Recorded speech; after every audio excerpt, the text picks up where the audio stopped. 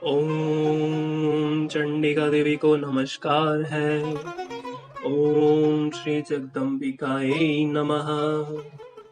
तो आज की कथा में प्रथम स्कंद के हम दूसरे अध्याय में प्रवेश कर रहे हैं, जहाँ की सूत जी द्वारा श्रीमद् देवी भागवत के स्कंद अध्याय तथा श्लोक संख्या का निरूपण और उसमें प्रतिपादित विषयों का वर्णन किया गया है। तो इसे पूर्ण मन लगाकर शांत चित्त होकर सुने और एक बार फिर से शेरों वाली माता की जय। श्री जगदम्बिकाए नमः। सूची बोले, हे मुनिजनों, मैं धन्य और महान भाग्यशाली हूँ जो कि आप महात्माओं ने वेद विश्रुत तथा अत्यंत पुण्यप्रद श्रीमद् देवी भागवत महापुराण के संबंध में प्रश्न करके मुझे पवित्र बना दिया। इसलिए मैं सभी वेदों के तात्पर्य से युक्त सभी शास्त्रों और आगमों के रहस्य स्वरूप सर्वोत्तम श्रीमद् देवी भागवत महापुराण को आप लोगों से कहता हूँ। हे द्विजगण, ब्रह्मा विष्णु महेश से सेवित स्तुति परायण मुनि जनों के सतत ध्यान करने योग्य तथा योगियों को मुक्ति देने वाले भगवती के सुंदर एवं कोमल चरणों में प्रणाम करके मैं अब उस उत्तम पुराण का भक्ति पूर्वक विस्तार से वर्णन करूंगा, जो सभी रसों से युक्त शोभा संपन्न सभी रसों का निधान एवं श्रीमद् देवी भागवत के नाम से प्रसिद्ध है। वैदिक मार्गानुसार जिसे विद्या कहते हैं, जो सर्वदा आदि शक्ति कही जाती है, जिन्हें योगी लोग पराशक्ति भी कहते हैं, जो सर्वज्ञ भव बंधन काटने में निपुण है तथा जो सबके हृदय में विराजती हैं, और जो दुरात्मा प्राणी जिन्हें नहीं जान सकते, मुनियों के ध्यान करने पर जो शीघ्र प्रत्यक्ष दर्शन देती हैं, वे भगवती सर्वदा सिद्धिदायिनी बनी रहे। जो सत असत रूप उस जगत की सृष्टि करके अपनी त्रिगुणात्मक अथवा सत्य सत्व रज तम शक्ति द्वारा उसका पालन करती हैं तथा प्रलयांत में उसका संहार करके अकेली स्वयं लीला रमण करती है, उन समस्त विश्व की जननी भगवती का मैं मन ही मन स्मरण करता हूँ। यह संसार में प्रसिद्ध है कि ब्रह्मा ही इस संपूर्ण जगत के सृष्टा हैं।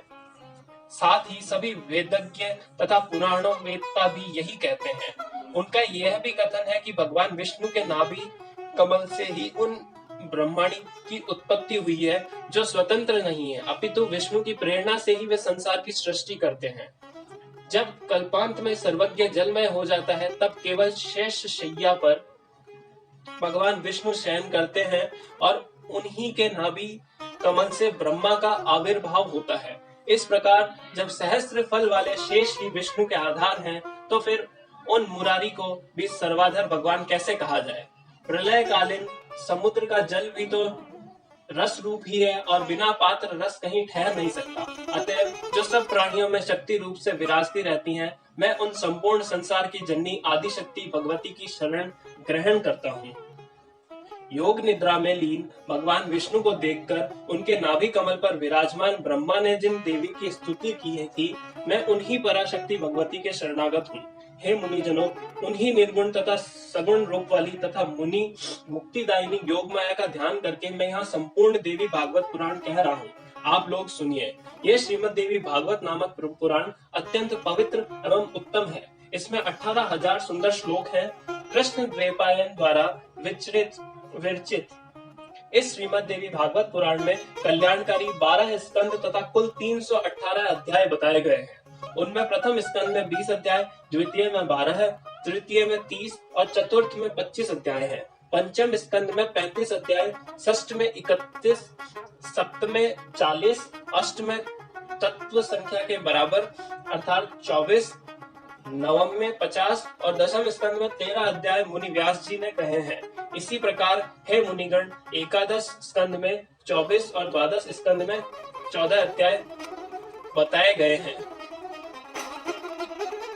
इस प्रकार महात्मा व्यास जी ने इस महापुराण में अध्यायों की संख्या बताई है। इसमें श्लोकों की संख्या 18,000 कही गई है।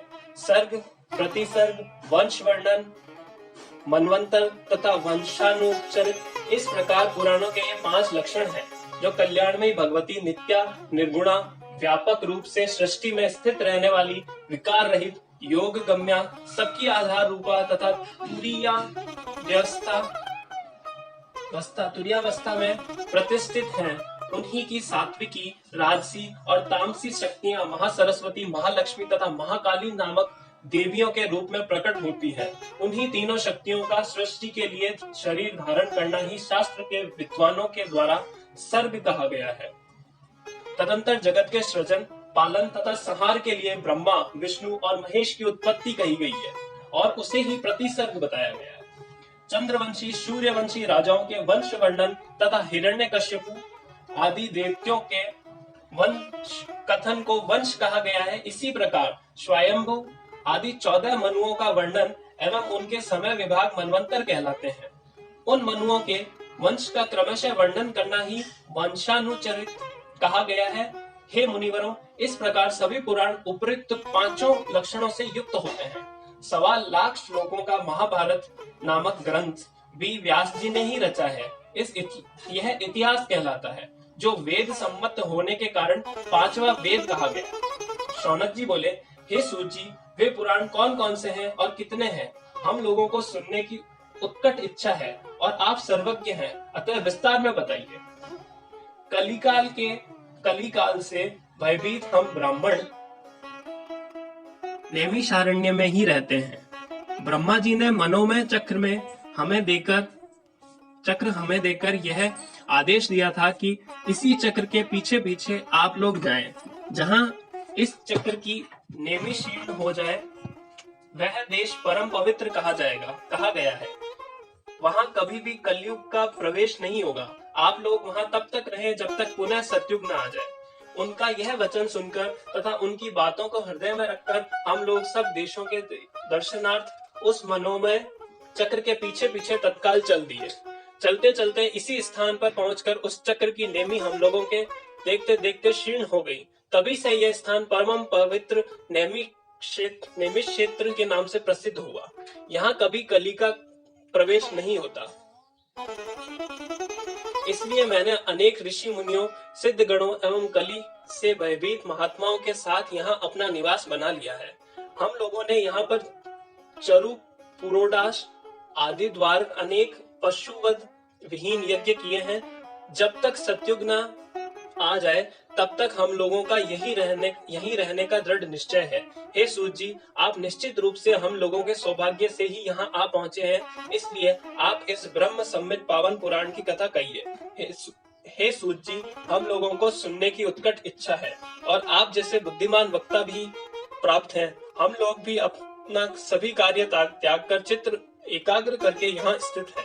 अतः हे सूत जी, आप चिरंजीवी हो और तथा तीनों प्रकार के तापों अर्थात दैहिक, दैविक, भौतिक से युक्त रहकर हम लोगों को परम पवित्र तथा कल्याणकारी श्रीमद् देवी भागवत महापुराण सुनाइए, जिसमें धर्म, अर्थ और काम का विधिवत वर्णन किया है। महर्षि व्यास ने भी बताया कि इसके द्वारा ज्ञान प्राप्त करके पुनः उससे मुक्ति मिलती है। हे सूत जी, महर्षि वेद व्यास ने जिस पवित्र पुराण को कहा है, उसके मनोहर कथा चरित्रों को सुनने से हमारी कभी तृप्ति नहीं होती है। सभी गुणों का एकमात्र स्थान, परम पवित्र, समस्त संसार की जननी भगवती की लीला नाट्य के समान विचित्र, सभी पाप समूहों का नाश करने वाले तथा सब प्रकार की अभिलाषाओं को पूर्ण करने वाले तथा भगवती के नाम से समन्वित श्रीमद् देवी भागवत महापुराण को प्रकट कीजिए। इस प्रकार 18,000 श्लोकों वाली श्रीमद् देवी भागवत महापुराण संहिता के अंतर्गत प्रथम स्कंद का ग्रंथ संख्या विषय वर्णन नामक दूसरा अध्याय। ओम तत्सत। ओम चंडिका देवी को नमस्कार है।